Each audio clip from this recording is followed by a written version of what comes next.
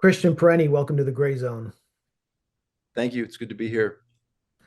Thank you for agreeing to participate in this tribute to your father, whose life and incredible legacy has influenced us so much here at the Grayzone, has influenced my understanding of the world, and really helps explain why we're doing what we're doing, the work we're doing that's so often maligned and misunderstood. Your father lived an incredible 92 years. And I think the best place to start would probably be from the beginning. Where did, what is Michael Parenti's origin story? Where did he come from and how did it shape who he is today and his understanding of class? Well, he was born to Italian immigrants in New York in 1933 in East Harlem, when East Harlem was an Italian neighborhood, and his parents were very poor. His father, my grandfather, Michael Parenti Sr., was born in Italy and came over as a child and was kicked out of school or dropped out of school because he hit a teacher, because the teacher was hitting him, and he could, because he couldn't speak English, he couldn't learn English, and so he grabbed the ruler, hit her back, so they threw him out of school. And my grandfather started working at age 9, carrying coal and ice up tenement stairs, and he, as a result, was hunched back. He was hunched over, and so he was a manual laborer his whole life. And my father's mother, who was actually not born in Italy, she was born in New York, but to Italian parents, and Italian is first language, was a seamstress who worked in sweatshops. And so he was raised in a really, really poor household, in a really poor neighborhood, in a really rough neighborhood. And that made a huge impression on him. And his mother died of a congenital like heart failure when he was 17. And, he saw that go down. She was in a public hospital. And so he was acutely aware of poverty. And then he was a very, very bright kid, and he went to a very good public school that was, the principal of which was a famous Italian from Italy, educator who was really into sort of instilling pride in Italian Americans. And so it was a very good school, and it was during the New Deal when lots of money was going into public infrastructure and services for poor and working class people. So, New York was a place where poor and working class kids could get great educations all the way through college. And so my father got that. Then went to DeWitt Clinton High School, and then um, on to City College, which was like, I mean, still is a great school. And in those days it was really legendary. I mean, the real legendary days of City College were in the 30s when my dad was a child. But he quickly, you know, living in New York, you travel around, you start seeing like, wow, uh, the island of Manhattan is not all East Harlem. It's also, there are these rich people everywhere. You just go a little bit of ways, and you're in the Upper East Side. And so he was acutely aware of inequality. So he had that experientially. And but he wasn't, his family wasn't political particularly.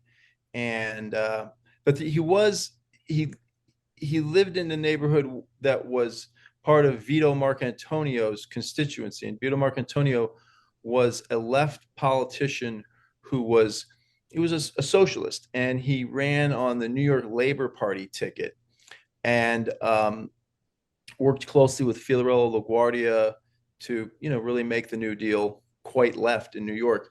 And my dad saw uh, Vito Marcantonio speak, and Vito Marcantonio infused a kind of class conscious politics into the neighborhood, and so that had some impression on him.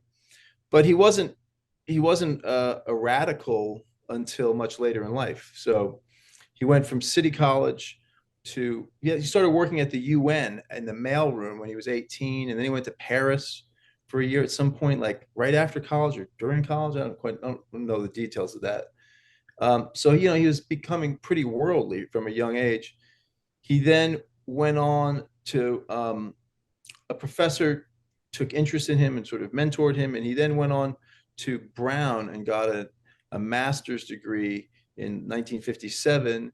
And then from there, and then started teaching back at City College. And then went on to Yale and got a PhD in 1962. And he described to me his politics as being a typical Cold War liberal at that time. He studied with Robert Dahl, who was a famous mainstream kind of liberal political scientist. And my father's PhD was about Italian American voting patterns. His big insight was that, which is something he later mocked. He kind of like made fun of how the mainstream sort of thought this was brilliant. He's like, it's like no big deal really, but it was about how the difference between acculturation and assimilation, how Italian Americans, Italian immigrants could lose their culture. They could acculturate without assimilating politically. And the assumption in political science was that immigrant groups came in, and once they acculturated, they then politically assimilated, and they were no longer a sort of distinct ethnic group for political purposes and, as a voting bloc. And he showed that that was not the case. You could have acculturation without political assimilation, that Italian Americans lose their language, but still had this identity that mattered in politics. Not particularly radical, right? And it was as the 60s ramped up, it was history that dragged him along with the current. He was teaching, and he first at Stony Brook and then at Sarah Lawrence, and then he had a fellowship at Yale. I think it was like 67 or 68, 69. And, as he put it, he got sick of, like losing arguments. He would find himself in these like stupid arguments where he was saying, well, we have to, fight the communists, and younger people would be like, why exactly? And he was like, yeah, why? Why am I saying this? And so he was radicalized by the moment, by the arguments that were emerging, by the news too, and just by the escalation of the war. And so by the late 60s, he was heavily involved in politics, and he had other experiences. He worked with Vista down in Appalachia once. He was a liberal. He was a left-leaning liberal, Yeah. but he got really radicalized and became an activist in the late 60s. He then went from Yale, the fellowship at Yale. I was born in 69, and my parents separated then, and he went off to Champaign-Urbana, University of Illinois, Champaign-Urbana. And there, again, he got involved in organizing, and he made friends with two other young professors who also happened to be Italian-American, a guy named Rocco Lombardi, or John Lombardi, who's a famous chemist who's now like professor emeritus at CUNY, and a sociologist named Phil Moranto, who passed away, unfortunately, died kind of young. And they were heavily involved in organizing there, and things were getting, quite intense at this point, 69, 70, 71. And he and Phil Moranto made a pact, I suspect late one night over some drinks, perhaps. My dad was not a big drinker, but that if one of them was ever attacked by the police, the other would jump in and defend them. And late night boasting.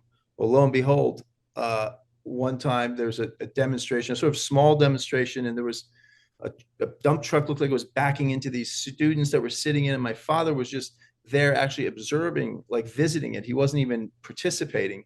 And he went over to the police, say, hey, something's got to happen here. And the state troopers attacked him and beat him viciously. And Phil Moranto was there, and Phil Moranto jumped in to cover him and shield him. And Phil Moranto was also savagely beaten. They were bloodied very badly and arrested and charged with felonies.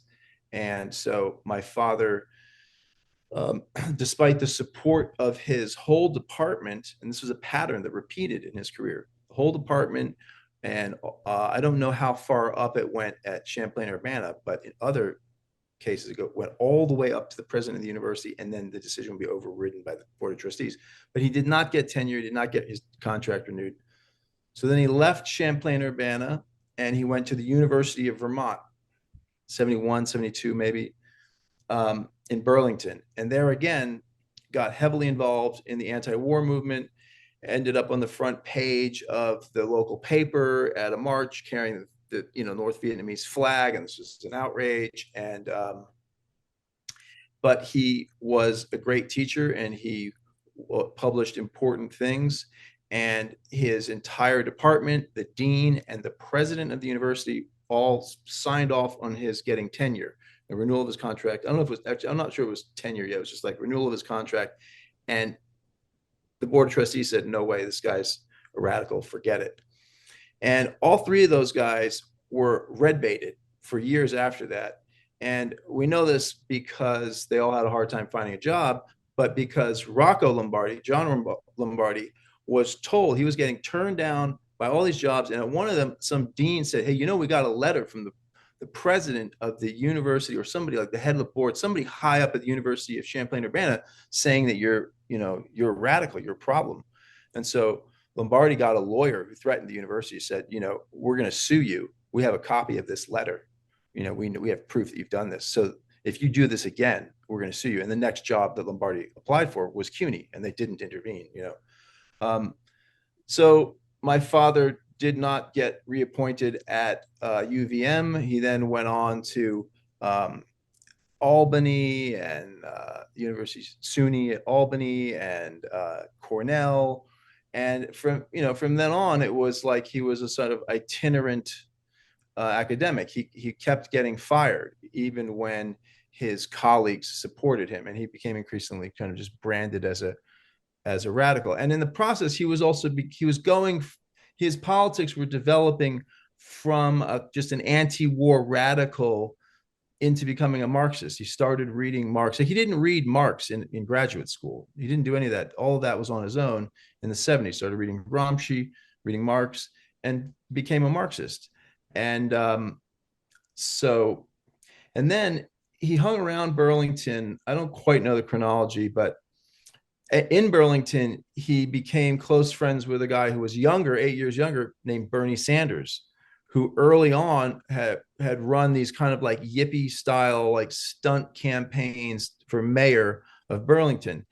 And at some point, I think it was like around 75 or 6, he came back to Vermont. My father came back to Vermont and ran for Congress on this party, the Liberty Union Party, which is this particular weird Vermont party that still exists.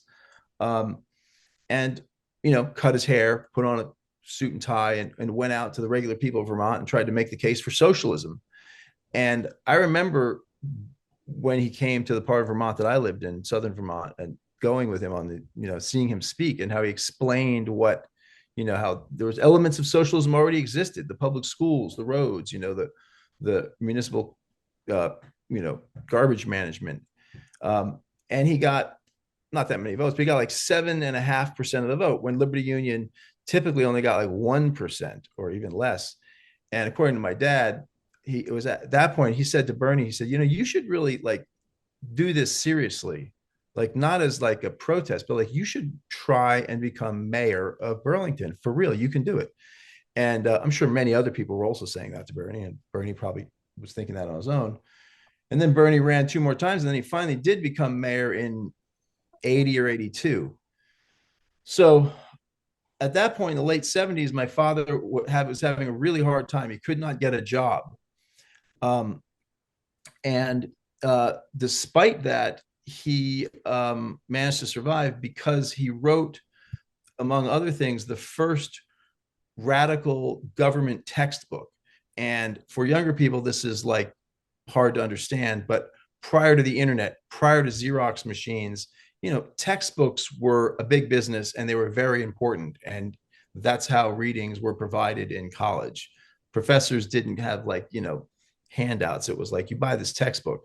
So there was no radical government textbook. You took a US government class, the literature available was mainstream to right wing. And so Democracy for the Few, the first radical government textbook, kept our family alive. My father, my mother, and I, they were separated, but my father, was very generous in terms of child support. And also, it was the 70s. It was a much easier time to get by. Because there was no, Democracy for the Few is a book that's still shared and goes around kind of like Sami's Dot in left circles.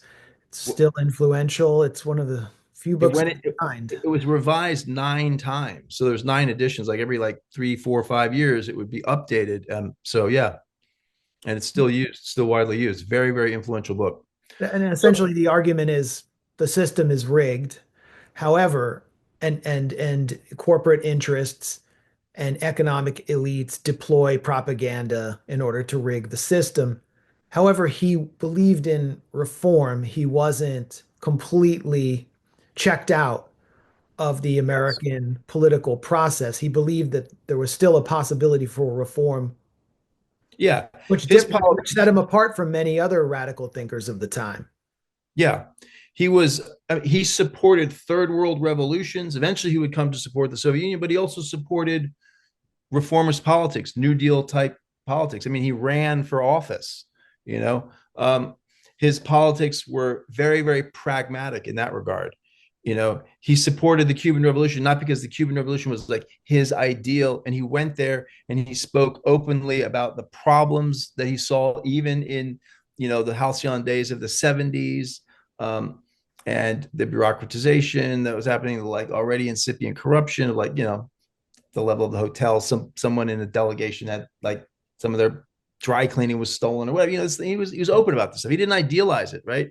But he's like, he was non-ideological. You realize like it's not like we don't have a menu of infinite choices. Like these projects of social change are incredibly hard to achieve, and they occur under specific conditions and specific conjunctures.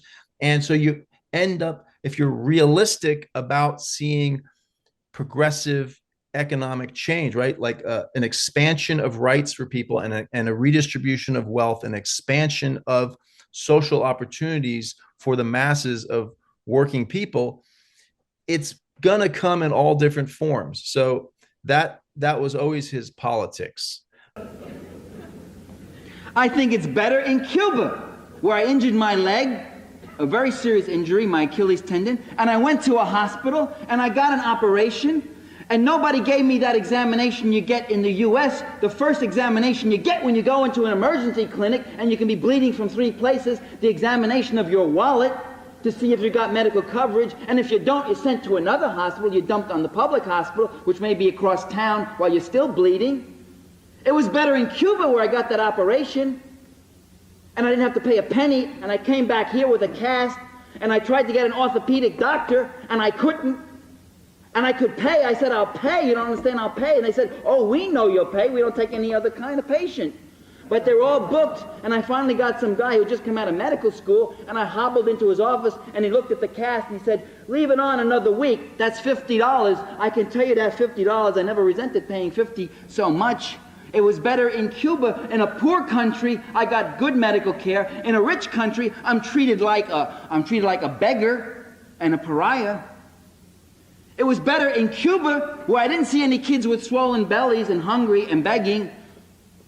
I didn't see any people begging. It was better in Cuba than it was in Washington, D.C., where I live, and I walk down the street and I see people in total misery and disorientation standing there begging for food, begging for money, sleeping in hallways. I see that in the richest country in the world. That's where it was better. And when you talk about freedom, that's freedom.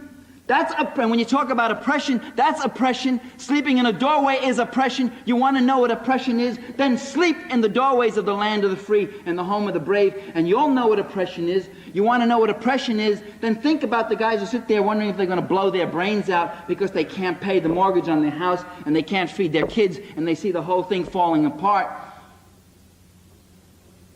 That's where it's better. And those are real things, and that's part of freedom. Now, the military, no, you don't have to. And yeah, you're right. That's not that common on the left to support both reformist positions and, far left revolutionary, armed movements, this kind of stuff. So you told me there was a story you wanted to share about his editor, publisher, riding in your Oh grandfather. yeah, just yeah. My grandfather, one of his, so one of my dad's early books, I forget what it was. Some editor was considering signing. It was like his second book. I forget what book it was. It was this guy had just signed him or was considering signing him, and he went to some conference and people, a sociology conference, and these guys were like, "Oh, Michael Parenti, he's really good. He's the only political scientist worth reading." I was like, "Oh, that's interesting." And then he saw his name somewhere else, and then he flies back to JFK and he gets in a taxi cab and says, "Michael J. Parenti, who's my, it was Michael Giuseppe Parenti, as my father's Michael John Parenti." He said, "Are you any relation to the academic?" And my grandfather was like, "Yeah, his first book costs 275, his second book costs 525," meaning he was coming up in the world. So yeah, He was proud. he was proud. My grandfather was a tough dude, man. He was a really tough dude. He was arrested twice for running numbers for the mob. He wasn't a mafioso or anything like that, but he was a tough guy. And he was really rough on my father. He beat my father a lot as a kid. That was just accepted, you know. And but my father loved him nonetheless. But it was like he was tough, dude. Yeah. Yeah. That was before the era of Dr. Benjamin Spock and Yeah, picking your kid up when they cry and that kind of thing, none of that. which is what right wingers blame for the 60s is, but I guess this is a different story. So we've moved mostly through the 70s. Michael Parenti was establishing himself as one of the premier radical academics, scholars, political scientists.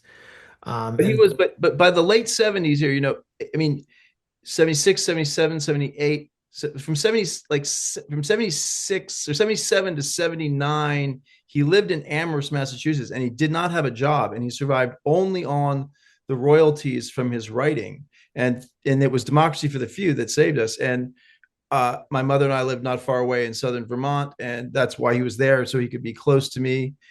But it was really rough. I mean, he lived in a group house, and for years he lived in group houses in one little room, like sleeping and writing in the same room. It was like real, really, really tough economically, and it's because he was being totally red baited, and he never, the rational thing to do at a certain level would be like, "Oh, I'm going to change my politics and kiss some ass and get one of these jobs and come back in from the cold." But he was like, "No way." And he paid a very serious price economically, and it was hard for him emotionally. He felt betrayed by his discipline.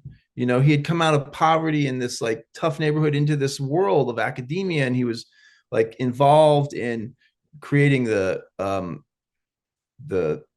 new political caucus. I'm forgetting the name of it, but like the left caucus in political science. And so anyway, and there was a lot of, by the late 70s and definitely into the 80s, kind of anti-communism was creeping into the left.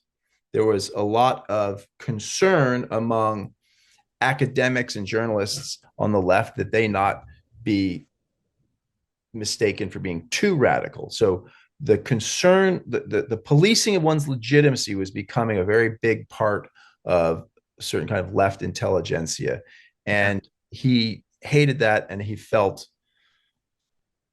betrayed by it. creeps into the left partly because of the collapse of the new left following the adventurous violence of the Weather Underground and the SDS turning into progressive labor and basically collapsing many of the radical left who were in SDS supported Jimmy Carter and went into the Democratic Party. After the collapse of McGovern, they, see no future for that form of leftism in the US. And then Reagan wins, and he launches this pivotal period of the Cold War in which the US and Soviet Union are fighting proxy wars. Rollback becomes the thing. Roll, rollback. And Michael Parenti defends what he would call this, what he calls siege socialism, these states which were admittedly flawed, but were actually existing socialism. And he goes to the mat for that. Tell us about that period and um, presumably, I mean, well, he certainly paid an enormous political price after being de facto blacklisted throughout the 70s. Yeah. Uh, so at that point, he had moved to DC. He was with the Institute for Policy Studies briefly, but he was, too radical there. They like got rid of him after 1 year. I think he even had he didn't even get any money. He had like I think maybe money of his own, like some grant or something, or just he needed some institutional affiliation, and then they just wanted to get rid of him. So he was in D.C. on his own, and yeah, what was happening to the left was this major concern with respectability, and that meant often like criticizing these actually existing socialist countries. And my father defended them. I mean, he did stuff like say, not only is the Sandinista, not only are the elections in Nicaragua democratic, they're more democratic than the elections here in the United States. They allow all sorts of international observers. They allow foreign funding of this opposition papers. And that was just that was too far for most people. And there were Marxists in the academy, but like the Marxists tended to retreat into hyper academic kind of Marxism. As my father said, academic Marxists are generally more academic than they are Marxist. So, and my dad went and visited places like Cuba and Yugoslavia, and he went to Portugal during right after the Carnation Revolution, which was the end of fascism in I think it was 74. There was a coup by Portuguese socialist officers within the Portuguese military, the fascist Portuguese military, that had been fighting counterinsurgencies in Angola, Guinea-Bissau, and Mozambique. And a significant number of the officers got radicalized by their experience, saying like, what are we doing here? The guerrillas have the better program. Like if I lived in this country, I would be fighting us. And so they then had this revolution.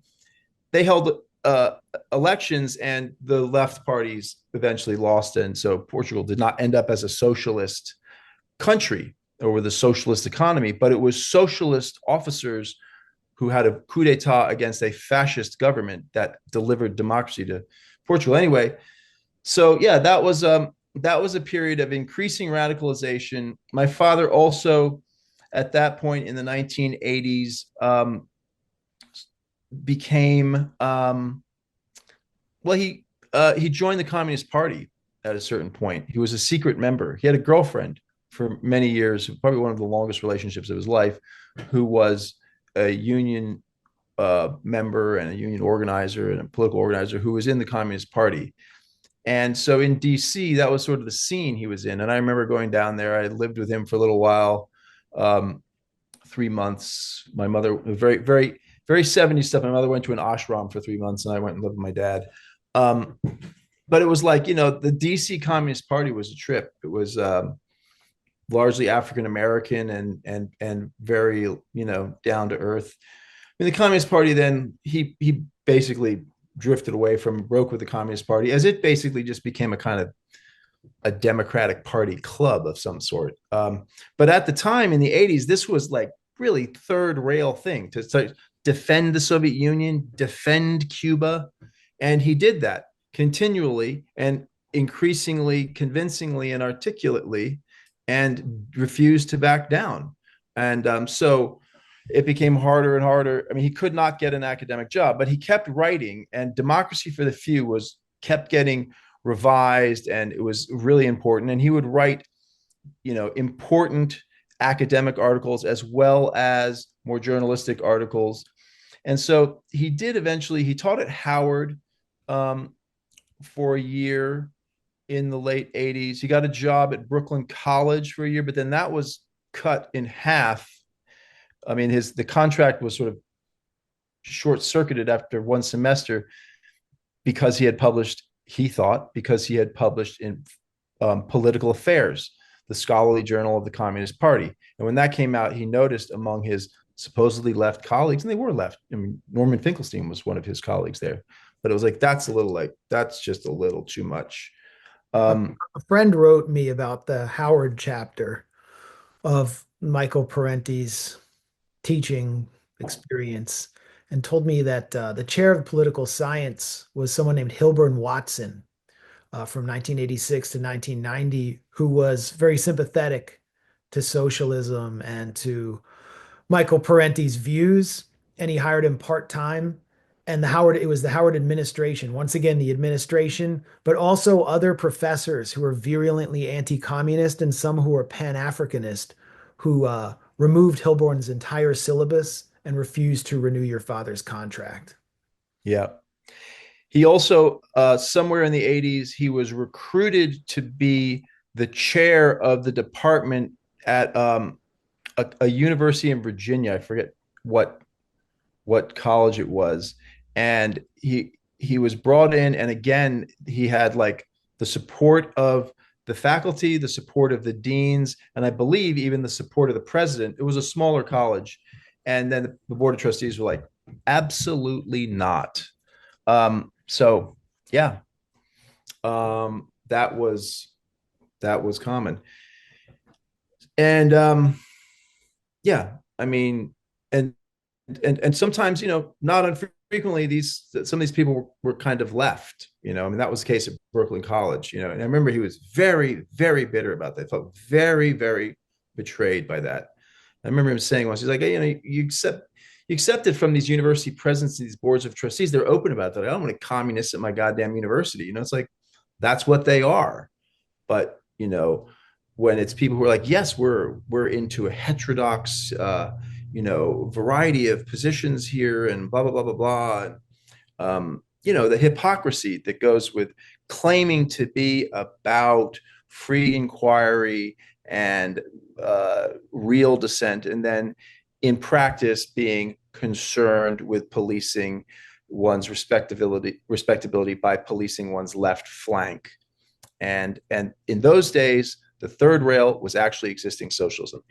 You'd be much better off advocating that the entire world be burnt down and turned into a, anarcho-primitivist this or that. And that's,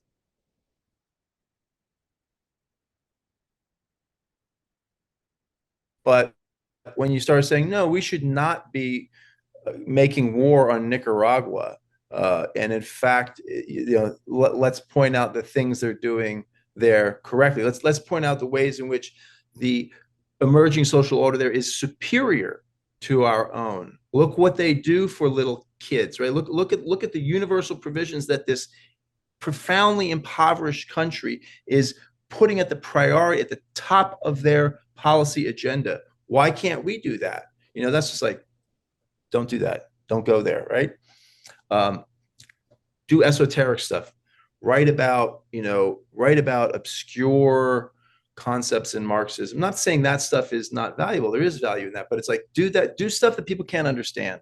Yeah. You start talking and writing in an accessible way about real political change ongoing. And it's hard to imagine this now, but it was like the world was very different. I distinctly remember my father in DC when I was probably like, 13, 12, 11, 10, 12, 13, 14, like, with a newspaper, and he's like, yeah, I'm feeling good. It's like, look, 1/3 of the world is socialist. Like, and the Sandinista revolution was like really important to him. It was like, wow, it's like, it's not over, it's happening. And then there was a really powerful guerrilla movement in El Salvador. There was a fairly powerful guerrilla movement in Guatemala, but it was being, massacred. There were, I forget, like something like 400 villages, I think, were completely wiped out in the counterinsurgency.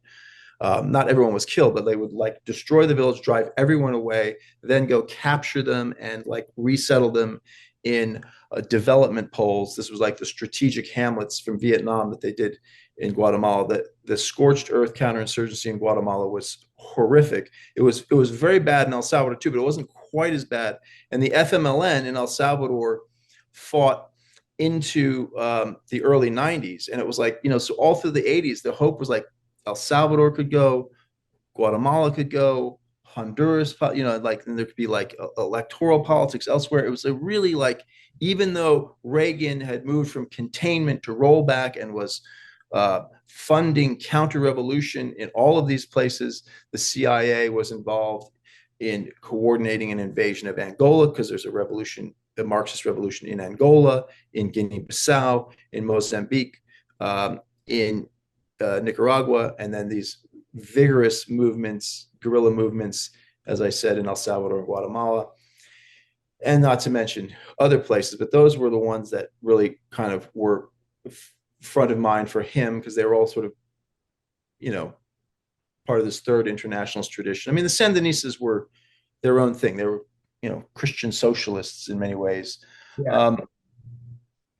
But it was even despite the offensive by the CIA and the Reagan administration, and it was in the news that's like 200 something billion dollars again for the Contras. So what was happening, for people who don't recall or didn't know, too young, that in Nicaragua the Somoza family was a two-generation dictatorship, and when they were overthrown in '79 by the Sandinistas, their National Guard fell back to Honduras, where they were supported thereafter by the Central Intelligence Agency, and they waged this utterly terroristic war of attrition against the Sandinista revolution. So everything the Sandinistas was trying to do, the first thing they did was a literacy campaign. The Contras would go in, find the literacy teachers, and just murder them, torture them, kill them, rape them, murder them, right?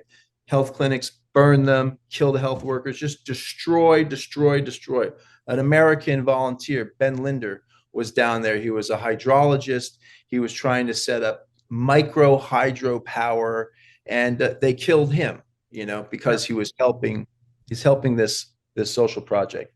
And the Contras also very famously were then busted dealing drugs. That's an amazing story.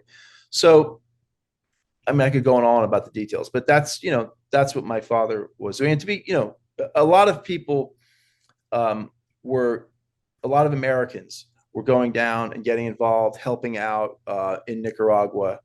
So that was a huge movement in the U.S., Central American solidarity. The churches were heavily involved, and it was people who had been kind of apolitical. I remember in Vermont, I remember my father marveling at this. He was like, oh, it's like people who I knew back in the early 70s, like who were kind of like not into politics and just into like, back to the land and smoking pot, are now like organizing stuff.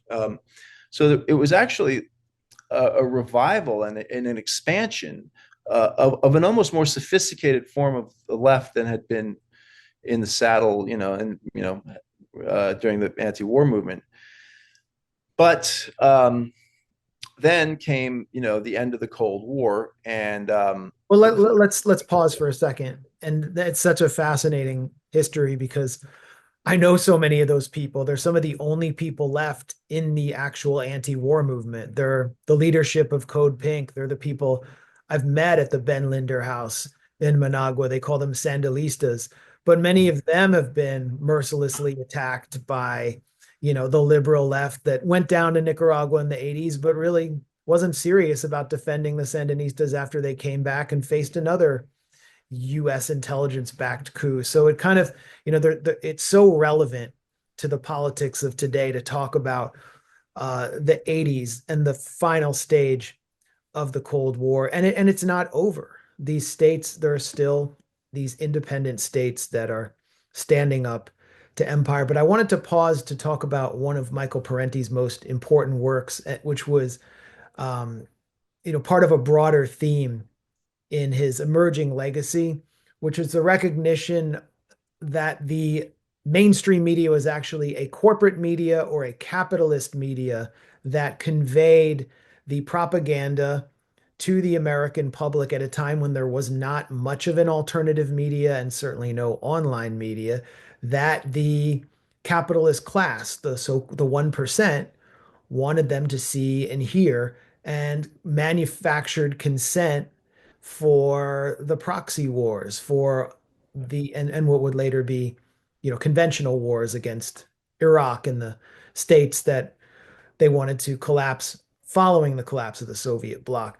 This book was called Inventing Reality, And it was Yes. written Reality. before manufacturing consent, which is what most people on the left see as the textbook and the seminal work by Noam Chomsky and Ed Herman critiquing the corporate media. But Michael Parenti was actually first to really put forward a very accessible critique of corporate media and its role in state power.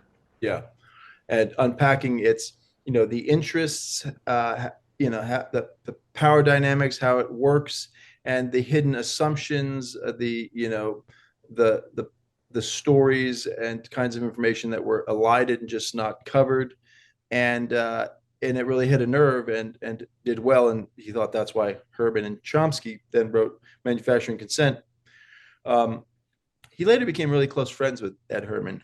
Um, Yeah, I mean, Inventing Reality is actually still, a very popular book. There's Yeah. like pirate versions of it around, and it's still really relevant. And it's super important to, understand how we are propagandized, and one of his arguments was because, the assumption was like, well, we have a free press, we're a propaganda free society. And his argument was like, no, we're one of the most propagandized people in the world. And, we have this press that's owned by the rich, and they enforce their will by, when necessary, firing editors and journalists and TV hosts who didn't toe the line. I mean, Phil Donahue, who was the #1 talk show at the time and opposed the Gulf War. I mean, this wasn't in the book. This was after the book. The book was, as you said, came out in 86 or 87. They fired Phil Donahue. They were willing to sacrifice profitability for politics. Like, you do not question the foreign policy agenda. And that book gets into also the kind of consent that's manufactured among the professional managerial class. That the vast majority of journalists didn't have to be censored and bullied because they had learned all the way through how to interpret cues and anticipate what editors and what the entire power structure expected from them. And we've both been in journalism, and there's tons of that, right? Where it's just like, you just know, like, if you pitch this story to this person, they're going to think you're like out of bounds, right? And so journalists operate in this and academics as well, this very weird system that pretends that it's open, but is in fact very often very ideologically rigid and orthodox. And if you do not learn the rules, and if you have to have the rules explained to you, you will not proceed up the ladder. You must learn to internalize the ideological boundaries within which you must stay, right? Yeah. So, and the language. I mean, the yeah. language is so important. Yep, the pejorative language, Everything from regime to officer involved shooting, all these words have to be employed. And yeah. if you question them, then you're effectively blacklisted. So you were mentioning before that Michael Parenti, your father, had a was heartbroken by the collapse of the Soviet bloc Yeah. at end of the Cold War. The US claimed victory. What actually happened before, there's an interesting part of his evolution politically happens before that, which is the movie JFK comes out when? 80, 88, something like that? No, I think it was in the 90s. Oh, it was? Oh, okay. Well, I have it backwards then. But it was right around the end of the Cold War. But anyway, right, so 91. 91. So it's sort of coterminous with that whole thing. Yeah. But yeah, so we can get into that then next. But let's get into that next. But yeah. So, I mean, with the collapse of the Soviet Union, many on the left were like, yay. Now, I remember one left editor who is a decent guy and later apologized for this, so I'm not even going to name him. He said, now we don't have that the incubus of the Soviet Union on our project of socialism. And people were actually writing editorials about like, now it's really going to blossom. Like now the left position is going to just thrive because we're not associated with this authoritarian, bureaucratic society, you know? I mean, which is ridiculous because the Soviet Union was subsidizing, sometimes reluctantly, all sorts of projects all over the global South. You know, Cuba very famously, maybe not famously, but very importantly, you know, Cuba drags the Soviet Union into Africa. The Soviet Union did not want to do that. And the Cubans went and supported particularly the revolution in Angola first, and then other revolutions without telling the Soviet Union. And then they were like, yeah, we're here in Angola. This is like 74. Like we're here in Angola fighting the CIA and the South African army and their mercenaries. And we're running out of ammunition and gasoline, and we want help from you. And the Soviet Union was like, what? You didn't tell us you were going to do this. Is like, so what are you going to do? You're going to let us get wiped out? No one will believe that you didn't order this, right? And so it's like Fidel was very bold and sophisticated in trying to create a swarming of independent small socialist states and like basically kind of bamboozling the Soviet Union into having to support this stuff. So the Soviet Union was supporting a lot of these projects. And it's like, you think it's going to be easier to have a revolution in the third world once this giant, resource-rich socialist country that's, yes, full of flaws, but is converted into you know, a neoliberal laboratory for looting the economy, right? So he saw immediately how bad the situation was, and he was heartbroken. Yeah. Everybody was like, well, weird. This is like, what does this mean? And he was like, this is awful. That's what this means. And he's just, I mean, something in him kind of broke at that point. There was no counterweight to Western Empire at that point. Yeah, right. And he said that. He's like, there is no restraint whatsoever on the U.S. now. And then what's the next thing that happens? The Gulf War. You know, it's like they roll back through proxies. That gives way to like, yes, we're going to go in with, you know, huge military force and attack Iraq. Bush one had the good sense, as Cheney said when press asked him, why are you going to go all the way to Baghdad? He said, no, occupying Baghdad seems like the definition of a quagmire.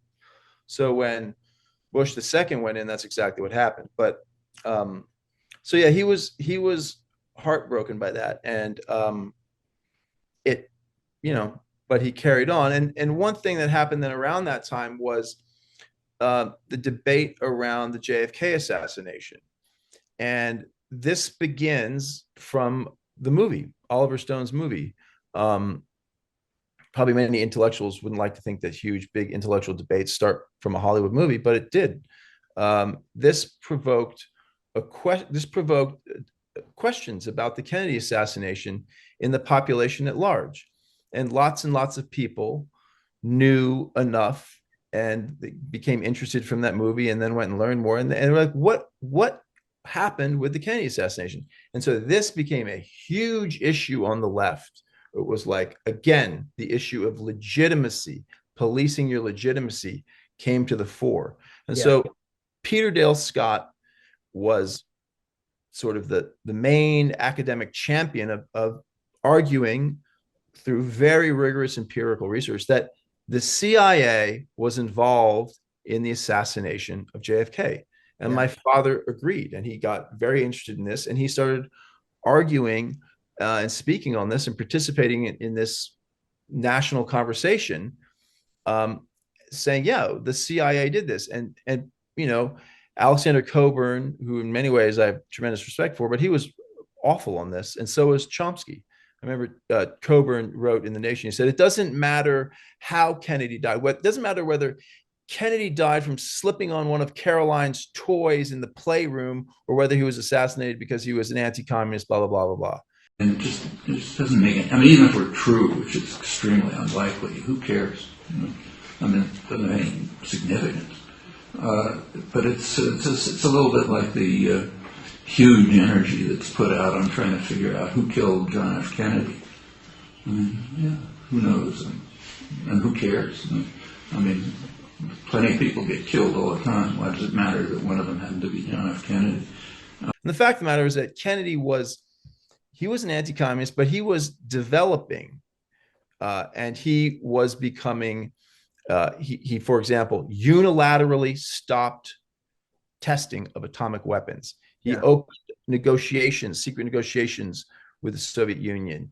He inherited the Bay of Pigs, and he should have just, that was Eisenhower had presided over the preparations for that, but it was Kennedy's watch where it happened. And Kennedy, that was his fatal mistake. He should have just shut it down and dealt with the CIA right then. But instead, he cut back. And so then the Bay of Pigs ended up being a disaster. And the CIA, 1,800 of these Cuban mercenaries were captured and held for ransom by Cuba. And and Kennedy said after that he wanted to smash the CIA into 1,000 pieces and scatter it to the wind. And then he fired Allen Dulles, and he was moving in that direction. He started pulling back on the escalation in Vietnam, and so all the stuff was being negotiated, was being debated then in the 90s. And my father was arguing that, like, look, this is an important point. This is an important element of how power works, and he started dealing with the covert state, the deep state, the CIA, the intelligence agencies, and their role in managing the United States. And I mean, he wasn't totally naive to this. He had a very thick FBI record that he got, as was the fashion among radicals from the 60s, to, eventually get your FBI dossier. And he got it. And in it, there was, mentioned that there were 2 times that the CIA had kept tabs on my father twice.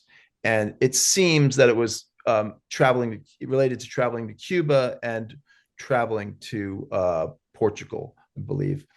And I have like letters between my father and the CIA. The CIA wrote him back and they said, yes, there were 2 times when we shared information about you with the FBI, and thank you for your request for that information. And we'll see if we can do that. We'll get back to you. And of course, they were never going to release it, but they at least wrote this letter to him. So again, a lot of leftists were like, poo-pooing the Kennedy assassination. That's when this whole idea of conspiracy, the conspiracy theory, this becomes, this is a pejorative that has been around for a while. It gets really big at the time of the assassination. It predated that, but that kind of intellectual swear word, oh, you're a conspiracy theorist. Isn't that a conspiracy theory? And my father bridled at that. He thought that was outrageous, and because they're essentially what he argued in his lecture, Conspiracy and Class Power, in 1993, which is one of my favorite lectures that he gave, that I think is so relevant to today, is that if you actually meaningfully interrogate class power with a radical critique instead of a liberal complaint, you will be called a conspiracy theorist. But capitalism is fundamentally a conspiracy between elites to deprive the majority of class power. Yeah. If you say that, if you take that third perspective, if you don't indulge in a conservative celebration or a liberal complaint, but actually engage in a radical analysis, if you take that third perspective, you cross an invisible line and will be labeled in mainstream circles as a conspiracy theorist, or a Marxist, or even a paranoiac, terms which are sometimes treated as coterminous. In 1837, Abraham Lincoln remarked, quote, "These capitalists generally act harmoniously and in concert to fleece the people." Now today, Abe Lincoln would be dismissed as a conspiracy theorist. He was ascribing conscious intent to a class interest. For some people, conspiracy is by definition ridiculous and non-existent. It's an amazing lecture that lasts for an hour, that I think illuminates everything that's happening right now, where those of us in the rising alternative independent media constantly get called conspiracy theorists for writing about, for example, the National Endowment for Democracy, or purely using the phrase corporate media. Yeah. And my father's line was like, "Are you a conspiracy theorist?" He wasn't like, "No, no, no." He was like, "Yeah, yeah, that's what I'm suggesting. I'm suggesting that there are conspiracies, that elites have conspiracies. You think they meet in rooms?" That was one of his lines. They meet in rooms and places. Like, yeah, they meet in rooms. Where else do you think they meet? They meet in all sorts of places. But yeah, a lot of it's in rooms, and they plan. They have a shared interest, and they create plans to defend and advance those interests.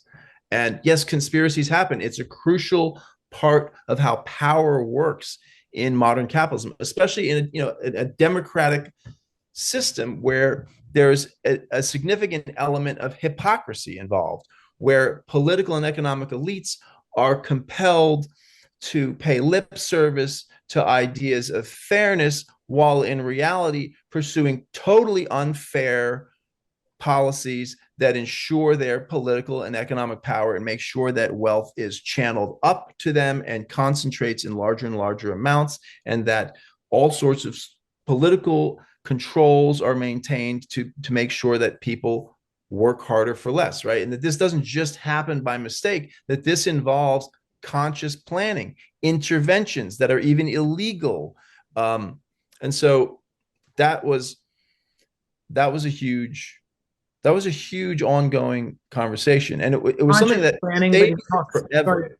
sorry to interrupt, but Oh, go for it's it. not just planning, but another concept he introduces in this lecture and in his work at the time is the innocence theory, which is what liberals and conservatives often deploy to deflect from the conscious intentionality of the ruling elite, that or to pathologize the leadership, as we see in New York Times editorials about Donald Trump, that, oh, he's just crazy, he's the mad king, and that's why he is taking us to war with Iran and kidnapping the Venezuelan president and trying to take Greenland at the same time, like as though that wasn't part of the imperial agenda, and Donald Trump is just sort of lifting the mask, and that he's being guided by much more powerful forces.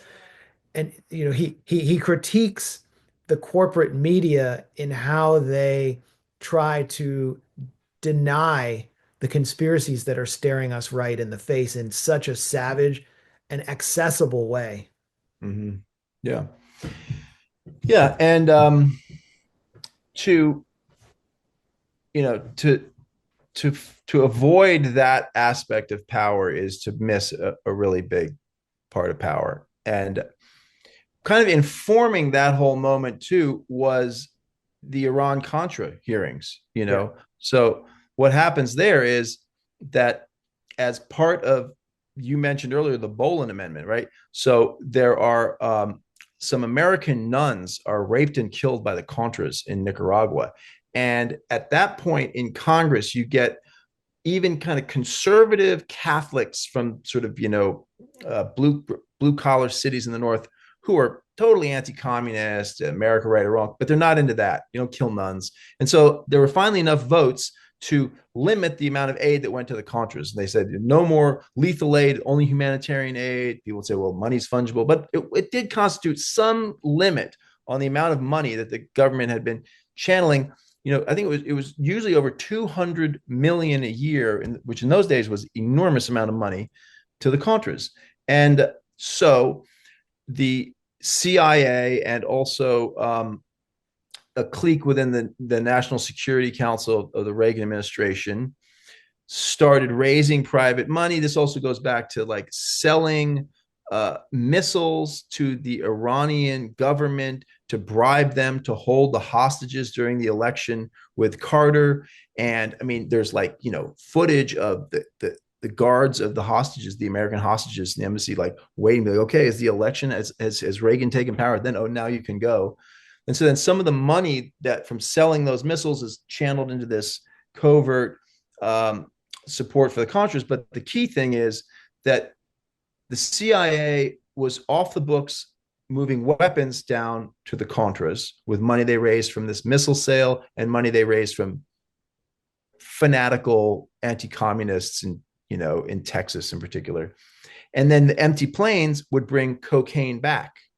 And the world learned of this when one of them was shot down by the Sandinistas, or maybe it crashed, I don't know. And there was a survivor, Eugene Hassenfuss, who is led out of the jungle. Front page of the Washington Post, there's a 17-year-old Sandinista soldier leading this American pilot, a veteran of Air America's work in Southeast Asia, where something similar had happened in Laos, where the CIA ran a secret war that was partially funded by the smuggling of heroin. And so Eugene Hassenfuss had flown planes that had, that were doing this arms and heroin thing in Southeast Asia. He's then recruited to do something similar. He's shot down. It's like out of a movie, except it really happened. He's got a little black book with like Oliver North's number, all these names in the Reagan administration. And so then this blows up into Senate hearings. John Kerry, of all people, presides over this. And there's the Kerry committee, and they hold these hearings that are on the summer of 1987, I think it is. There's gavel to gavel hearings, and it's all comes out that it was like this conspiracy is exposed, that the government was lying to everyone, lying to Congress, lying to the people, breaking the law, smuggling guns illegally to this terrorist force, and then bringing dangerous narcotics back into the United States and planning secretly to do this and to cover their tracks. And it's all blows open. And then a few years later, the discussion of conspiracy becomes like, oh, conspiracy? You think they're conspiracies? So it was infuriating for my father. And it was like, it became something very important to him. This whole idea of like the conscious intent of the ruling class and of elites. And the question of sort of like, how do elites conceive of what they are doing? What is the class consciousness of the American ruling class and the elite? And and again, parts of the left, particularly Chomsky and Cockburn, and really probably most of the left, I think, most left intellectuals steered clear of it, because the mainstream media branded conspiracy theories as uncool and kooky. And so no one wanted to risk that stain on the reputation. I mean, it was like that simple. The social censure of not being hip enough to have subtler theories or whatever. So that was a very important part of his thinking. And yep. And you moved to the Bay Area in the 90s, and in 89 I moved to San Francisco. My aunt lived out in Marin County, taught in San Francisco public schools, and I had some friends out there, and so I moved out there. And my father and I worked at KPFA, and my father, KPFA being a Pacifica network. I mean, Pacifica was what initially introduced me to your father's work. I knew people who were there at KPFK in LA when I lived there. I would hear his lectures on the radio, along with Chomsky and Ed Herman and all the others. And it was sort of mesmerizing to listen to this while you're stuck in traffic. Yeah. So there was a guy at KPFA whose name I'm forgetting, but he was really important in this. And I remember he was like, "Oh, you're Michael Parenti's son." I was just like a little cub reporter, and volunteering. I wasn't getting paid. I was moving furniture and working my way through college and doing this radio stuff. And then he started inviting my father out, and he did this great publicity. And so my dad would do these fundraisers for KPFA. And at this point, he was really like coming into his own and just like a fantastic lecturer. And he had been so marginalized in DC and been there for 13 years with all of these, the majority of the left, other than the kind of scrappy grassroots, largely working class Black Communist Party scene. It was like the IPS scene. These people were like, this guy's too far left. And he went out to the Bay Area, and people were like, they loved it. And it's larger and larger crowds. I was like, you got to move out here, man. Move to San Francisco. And he's like, there are no trees in San Francisco. I need trees. So, well, Berkeley. And so he liked Berkeley. And so he moved to Berkeley. And then he lived in Berkeley longer than he ever lived anywhere. He lived there for like 30, I forget how long, like 34 years or something.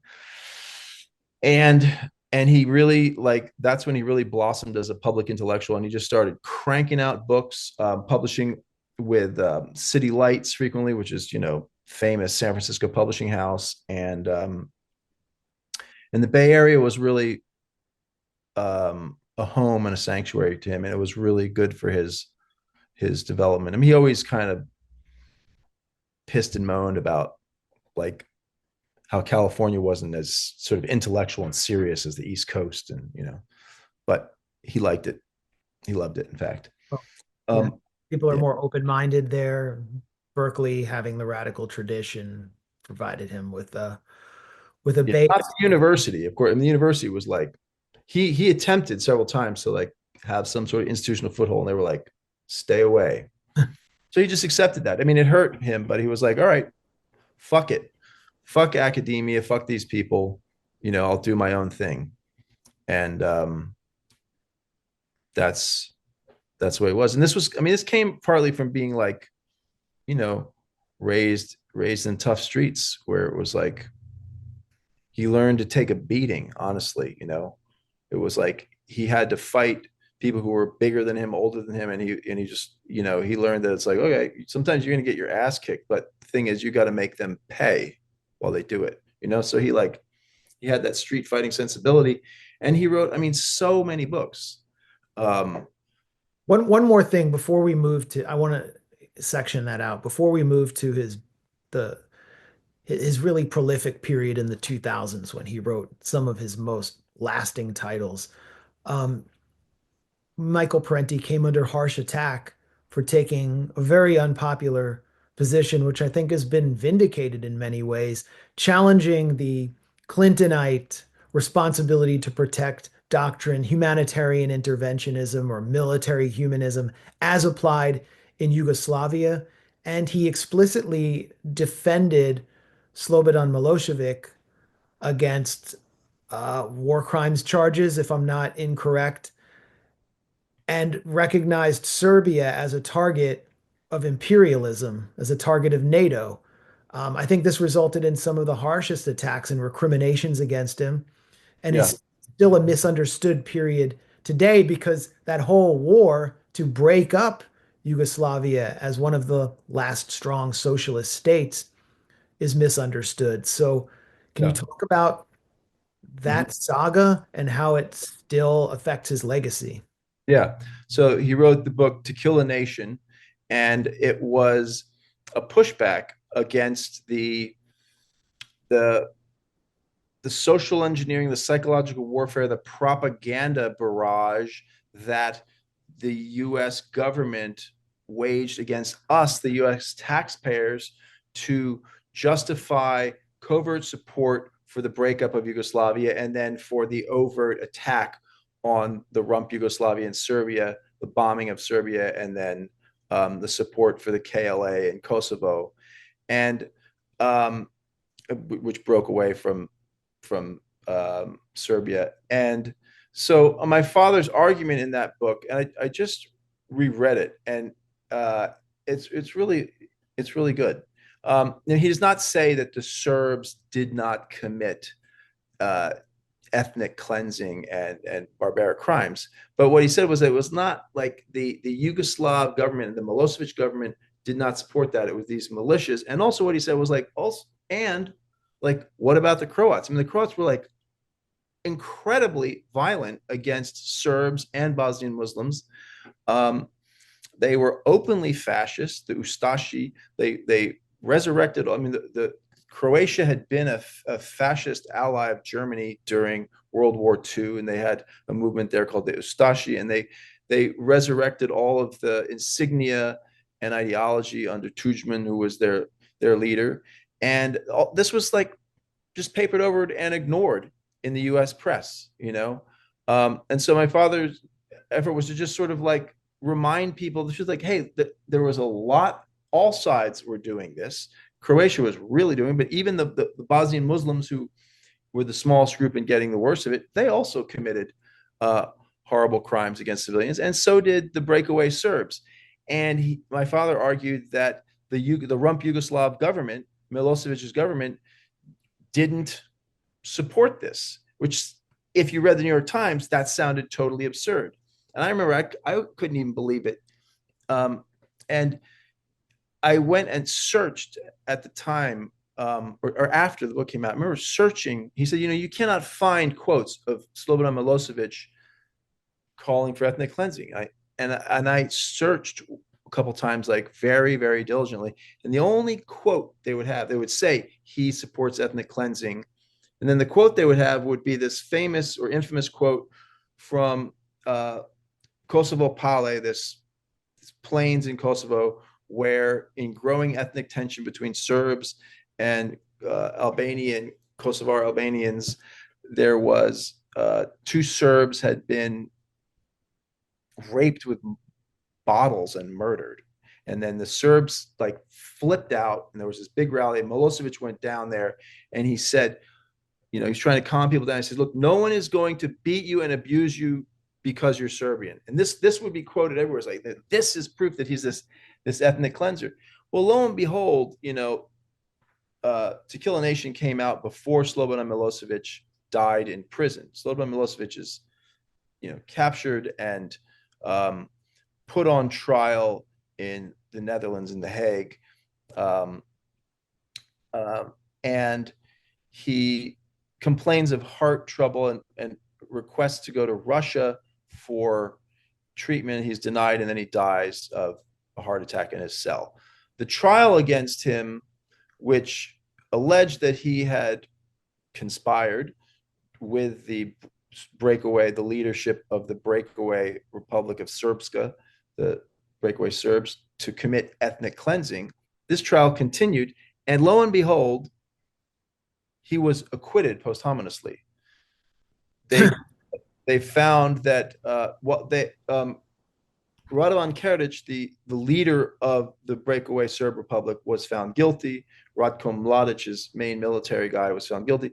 But there were sufficient number of audio recordings and other kinds of communications documented between Milosevic and Radovan Karadzic, in which Milosevic was saying, why are you going after the Bosnians in Srpska? You should not be doing that. That's not right. And it's not good for your cause. You're stupid. You shouldn't do that. And they actually had a falling out. Now, the Yugoslavian army, which is really to say the rump Yugoslavian Serbian army, did give support to the Serb paramilitaries, but they could not prove that their charges, which were that Milosevic had conspired and planned to commit ethnic cleansing. He was on record again and again saying, don't do that. He wasn't necessarily, saying it's a human rights violation. Don't do that. Love everyone. He was saying, like, this is stupid. What are you doing that? And like, don't. It's not going to work. But he had real conflict. So the guy was, and listeners, viewers, Google it. Yeah. The posthumous acquittal of Milosevic. I mean, it's kind of amazing that could happen. So, I think that's a vindication of what my father was arguing in that book as well. And he was not trying to excuse the Serbian paramilitaries who did commit horrible things. He was not trying to, he was just trying to problematize the story that we were fed, which was like the Serbs are as bad as Hitler, and the other two factions, the Bosnian Muslims and the Croats, are good guys, and they're Democrats, and they're humanitarian, and they need our support, and they need your money, and as American taxpayers, you got to support them, and so my father's line was, no, they're committing horrible crimes. This, you're being bamboozled and dragged into a war that is not about all this stuff. It's about breaking up Yugoslavia, getting access to its resources, crushing what was, in many ways, a fairly successful socialist state. They had a quite Yugoslavia, when it was socialist, had, it had its authoritarian elements under Tito, but it had more. Its passport was accepted in more countries than any other passport. It was not actually part of the Soviet bloc. There was actually a secret military alliance with the West. If the Soviets moved west, Yugoslavia was going to side with the West militarily. That was the agreement. they had an interesting economy. They had like state ownership, but they also had a lot of what was called social capital, which was like worker ownership. They also had private capital. They they allowed a kind of socialist creative destruction. Firms could fail and go under, but there was a safety net. I mean, an interesting and dynamic kind of socialism that worked in many ways, but there was always this ethnic tension in that country. And then there was mounting debt when the kind of the debt crisis of the 80s. There's like a major economic contraction in the early 80s, and Yugoslavia, like many countries in the global south, starts taking on more and more Western debt. And so, I mean, that's what I'm saying is it wasn't perfect, but it was an interesting model. And there was another thing that Milosevic did, is, you know, he did not go shock therapy. He did not embrace all that. He was, and there was privatization in Serbia, but not as much of it as there was in other pieces of the former Yugoslavia. And to the extent that there was privatization, it tended to go to local firms rather than transnationals. So that was a crucial part of my father's argument as well, which is that like they hate Slobodan Milosevic because he's not playing ball on the economic questions. He Right. has, you know, his main sin is that he's trying to maintain control over the national resources. And I remember going to Serbia right after the bombing and to Kosovo, and I was shocked at how socialist it still was. You know, hanging out with these artists and, you know, bohemians who would like, they would still just like apply for a grant once a year and then get a grant. I was like, wow, man, you guys are in for a rude awakening, man. When the hammer comes down, like all of this stuff is going to go away. Yeah. And it So, did. and it did. Yeah. And there was one of the largest nickel mines in the world is in northern Kosovo, you know, and it was like, no, we're not going to let Yugoslavia or Serbia control this nickel mine. That's like, you know, that's for the American connected transnational corporations to have access to. And we're not going to let some little like pipsqueak country impose terms on our corporate firms. We're going to take that stuff, right? So that's what it was fundamentally about. And it was the first color revolution, which removed Milosevic, sponsored by the CIA cutout, the National Endowment for Democracy, in this group, Otpor.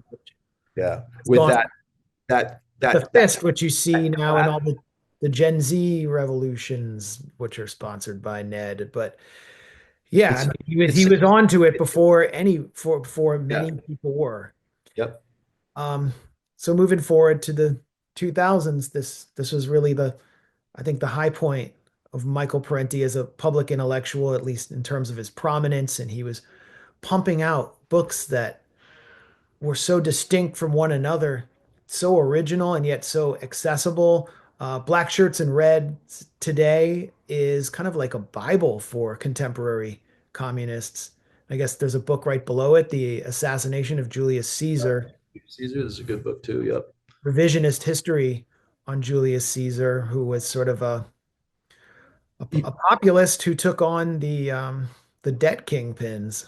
Yeah, and had had various redistributive programs, and that it was not a concern with democracy that drove those plutocratic senators to knife him to death. It was the fact that he was a populist. He was like a Huey Long type, and he wasn't, you know, a socialist, but he was about, you know, there was a Roman dole. He had like rent control. I mean, there was like these for the, you know, for the time. It's like pretty interesting stuff he was doing. So, yeah, so he wrote that book, Black Shirts and Reds, The Culture Struggle, Make Believe Media, History as Mystery, Dirty Truths, which is a collection of essays, some of which are autobiographical about his childhood growing up, and about, I think there's a story in there about my grandfather. Um, yeah, I mean, Demons. in all, I think my father published like 30 books. And he Wow. was always concerned with clarity, clear writing, and reaching regular people. He had a real faith in the ability of regular people to comprehend complex things. And he was acutely aware of the kind of the intellectual hunger in regular folks. And so that's who he wrote for. And that was He would another always thing. emphasize that Criticized. He would emphasize that Marxism is not a complex theory, and that it essentially starts with being outraged about the way things are. I'd say things like, I don't think the police are neutral.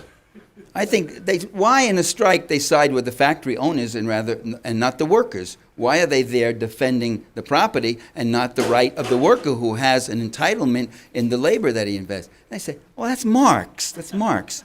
I would hear this all the time. I say, I don't think U.S. policy is so innocent.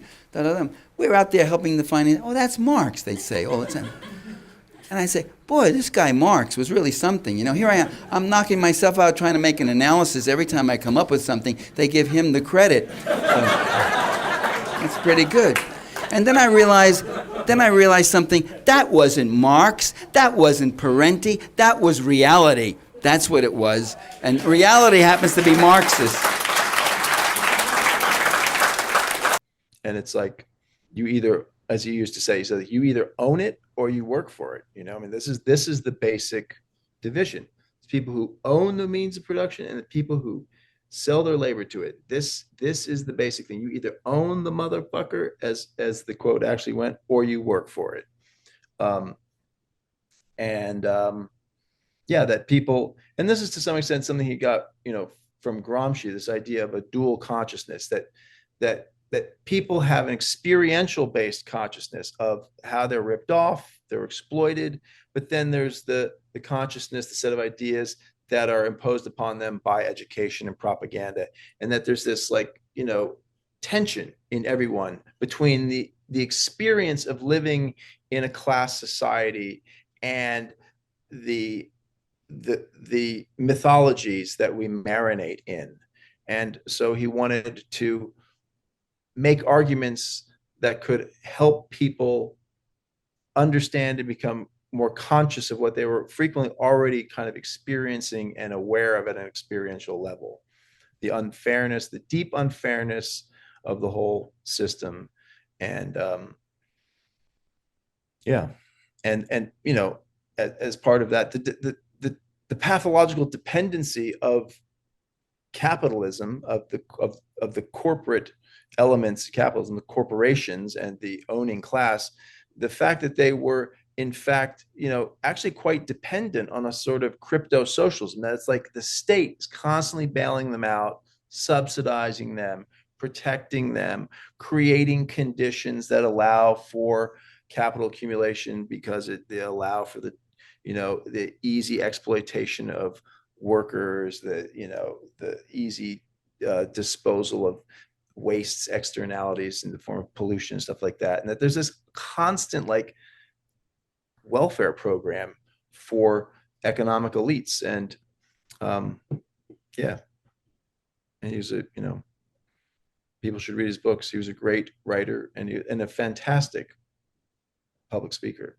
Yeah, the books are so accessible and they're kind of page turners, which is rare for authors who are focused on such weighty topics as empire and the assassination of Julius Caesar. Christian, you are the author of several books. You're a pretty accomplished scholar and public intellectual in your own right. We know each other because we met around The Nation magazine, place that probably I can't write for any longer because I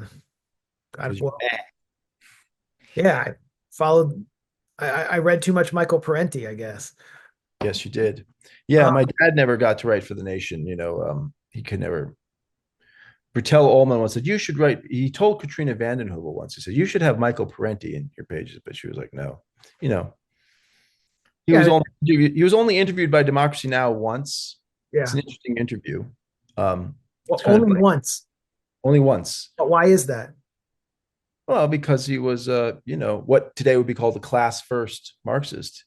And and the interview is interesting. People should look at it. He was critical of, identity politics. He was criticizing identity politics and trying to make the case for class politics, that this is the thing that really matters, and that the main that what were increasingly the main concerns of the left were eclipsing class politics, and also profoundly sort of misunderstanding power. That, in many ways it doesn't matter. I mean, what he specifically talks about with Amy Goodman in that interview is women in power. It's like, it doesn't really matter if you get women in power. Look at Jeane Kirkpatrick and, Margaret Thatcher, right? It doesn't matter, as he said, what you have between your legs. It's like, what's in your head? What do you think? What are your politics? That's what matters. There's nothing innate about like people's identities that's going to make them progressive. That the system is completely capable of, diversifying its elite, diversifying its repressive apparatus, more women, more people of color, and all this. And it can carry on with even more proficiency and legitimacy, stealing the resources of the global South and imposing its will on smaller countries that dare to break from U.S. hegemony and attempt to redistribute wealth, or use wealth for the good of the public, right? I mean, this is a constant threat that has to be policed, and that has been one of the main functions of the American government from World War II on, right? It was like American imperialism was about reproducing the conditions for American firms to thrive, but also for capitalism as a whole to survive. And it was, it's not just about like kind of direct money making, that the American empire was constantly losing money and subsidizing this project for the good of the class system. And and so that a lot of what the left has gotten into doesn't deal with that, and in fact leads to significant confusion about what the real power arrangements in the society are, what the most important power arrangements in the society are. And he would say it was the ownership of the means of production, the concentration of wealth in the hands of a few, that this was the issue that had to be dealt with. This is what really mattered in terms of, rectifying this unfairness and injustice was what mattered in terms of improving people's lives. I have two more questions, or two final questions, which are more personal. And I'd mentioned our viewers are all familiar with you and your work. What was it like being Michael Parenti's son? There's, a lot of pressure when your father is a prominent figure, a prominent public intellectual, especially when they're a radical, and you have to live up to that, or attempt to live up to it, or find your own path and somehow make your own mark, even though, it's kind of the path of least resistance, because you learn through osmosis how to speak and how to write. Yeah. You take those two paths, or you're a failure. So that's a lot of pressure. So what was it like for you to be his son, and Well, what was his impact on your work? yeah, it was a lot of pressure, but it was also, I mean, I inherited the family business, as it were, the craft. I mean, I was around an intellectual while growing up. And so, I mean, the main thing he gave me was, he was like, you're able to do this, you can do this. And I'm also dyslexic. I'm pretty severely dyslexic. So it was kind of even more intimidating. But he demystified. I remember, something about, he was encouraging me to pitch something. And I said, well, I don't think I could land some there. I forget what it was, but he says, what do you think Bryce thinks? People, I mean, this is like these writers are not like special. They're just people. You just like commit yourself. I mean, at first, when I was like first starting to write, he was very, very critical of my writing. He couldn't read my writing. He didn't like help me learn to write. I mean, he did not tutor me in writing. He was too high strung and angry a person for that. And he was really freaked out by my dyslexia. and was not particularly good at handling that. At times would fly into a rage that I couldn't spell when I was a kid, which didn't help because I was like, I can't, I can't do it. But he encouraged me, by saying, you can learn to do this, and so I did, and yeah, and it was like, I feel really lucky that I had a father who did something interesting and made it clear to me that I could do this. And he wanted me to fight for justice. That was expected. Like, that the right thing to do in life is to work for justice and push back against the lies and the wars and all that stuff. So, I mean, that was like the, I don't know, just the moral framework that I came up with. So, very thankful for that. But yeah, so, and it was like I was raised in the 70s and the 80s, and it was very different. People were free, and it was like I didn't live with him except for that one time in DC. I would see him regularly, but I was raised by my mother, who's, a bohemian and lived in Vermont and Maine and Northern California. She moved around a lot. And maybe I'm not answering your question, but It's a hard question to answer. I was involved in Central American solidarity. I mean, it wasn't just him, it was also the times and the scene. And I had friends as an adolescent who were also like progressive, like left, and socialists, Marxists, anarchists. And so I never felt compelled to rebel by rejecting the politics of my family. I mean, I suppose I rebelled in other ways by doing a lot of drugs, which my father hated and freaked out about. And like, my mom caught me with like a bunch of marijuana that I had stashed and, stuff like that, Yeah. But, yeah, so that's what it was like. And then it was, like I haven't read a lot of his books, but we would discuss it. And yeah, and he was a lot of fun. I mean, he was also a difficult person. He was a very angry person. But he and I were very close. We would have tension. We'd have falling outs at times over different things. And we had conflicts about stuff, not so much about politics, but about like life decisions and that kind of thing. But all in all, it was great. That's what it was like. And can you tell us about what his life was like after he left the stage and ceased doing public lectures and producing scholarly works, and what happened? Yeah. What was he like? Well, he got dementia, which I think was from head injuries. It was not Alzheimer's. At first, it was probably Alzheimer's was the diagnosis, but there's certain physical deterioration that goes with Alzheimer's, and he had none of that. I think he had a version of, what is it, like CTN or whatever, that like repeated blows to the head CTE. cause, like, what is it called? Chronic traumatic encephalopathy, or CTE. Yeah.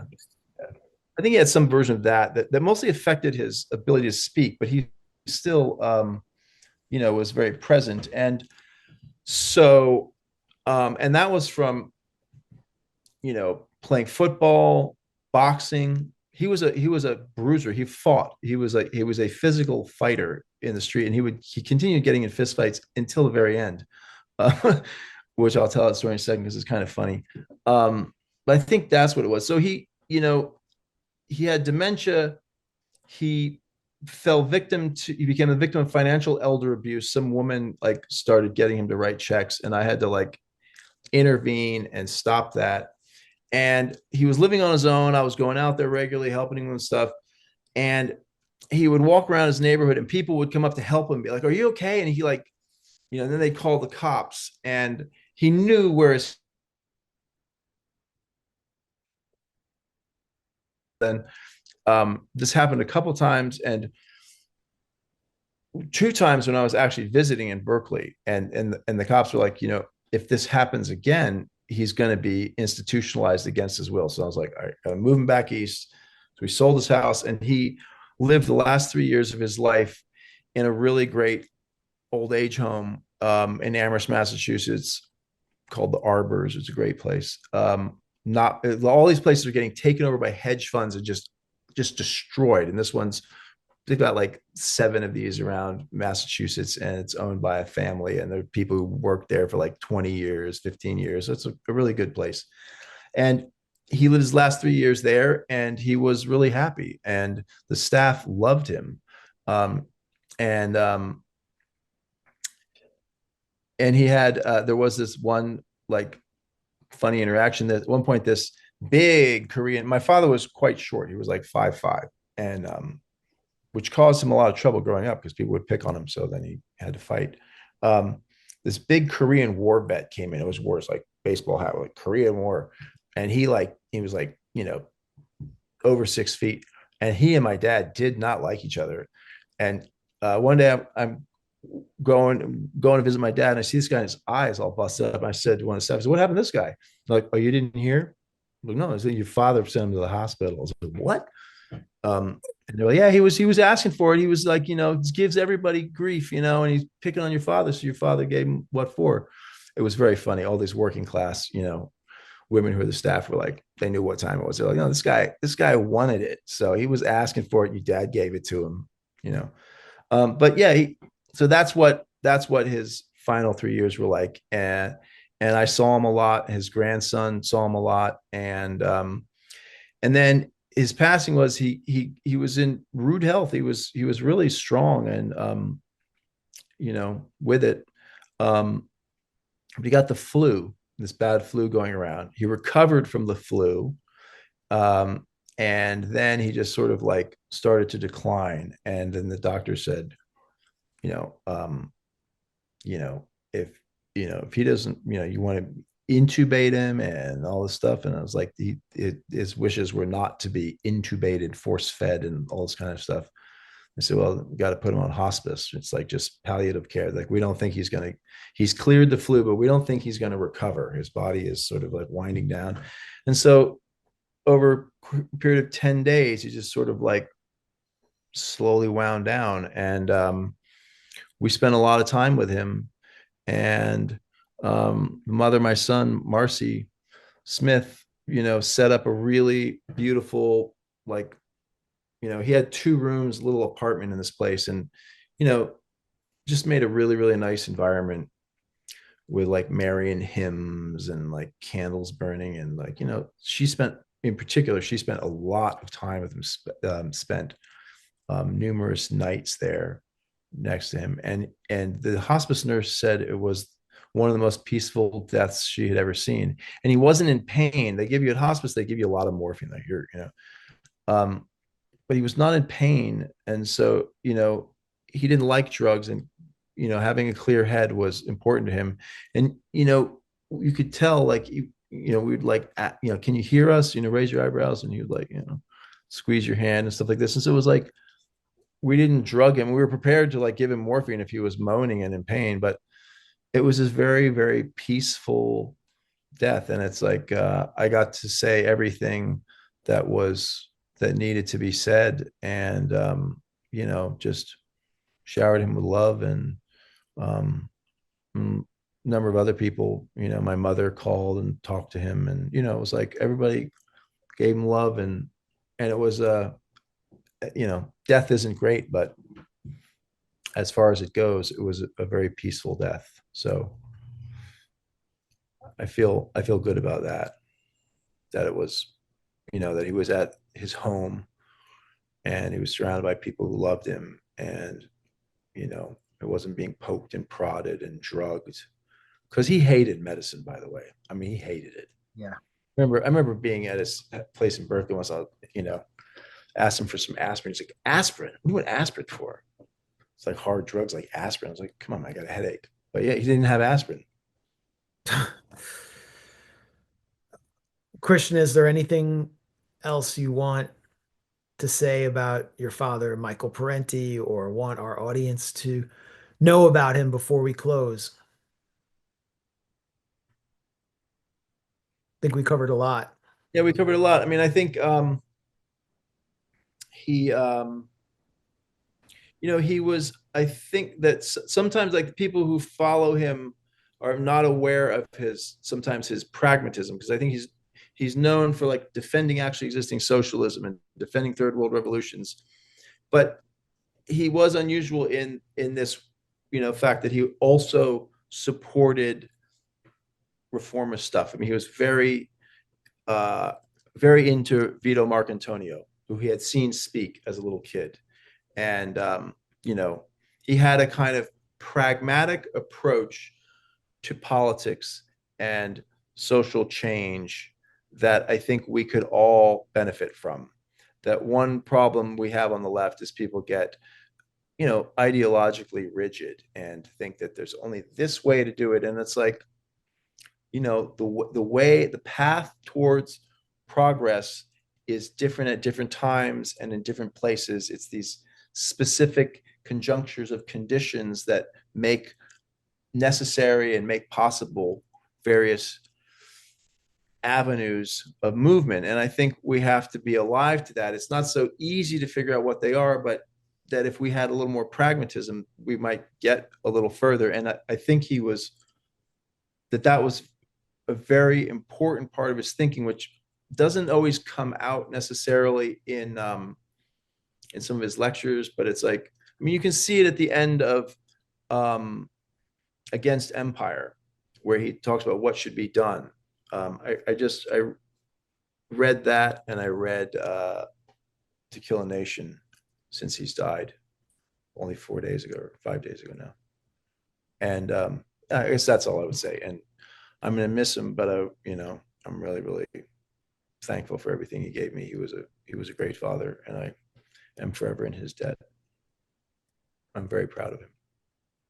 Well, I am thankful for everything that he's given us, and I think everyone watching at the Grayzone would agree with that. As I said at the beginning of this conversation, he's had such an enormous impact on my thinking. I think he's one of the few intellectuals who influenced my thinking at a later stage in my life and helped me to really clarify the work we were doing at the Grayzone. So, Christian, thank you for helping us remember the incredible life and legacy of Michael Parenti here at the Grayzone. Thank you. Here's a picture of me and him when I was 2. That's when he was like Amazing. radical. Yeah. Anyway, yeah. So thank you, Max, for doing this. I really appreciate it. And everything you're doing. It's very flattering to know that his work has been so important to what you're doing, because I think what you're doing is really important. So thank you. That means a lot. My love to your family. Right. The day after the revolution, the passion and concern they feel for the fascists, the civil rights and civil liberties of those fascists who were dumping and destroying and murdering people before. Now the revolution has got to be perfect. It's got to be flawless. Well, that isn't my criteria. My criteria is what happens to those people who couldn't read. What happens to those babies that couldn't eat, that died of hunger. And that's why I support revolution.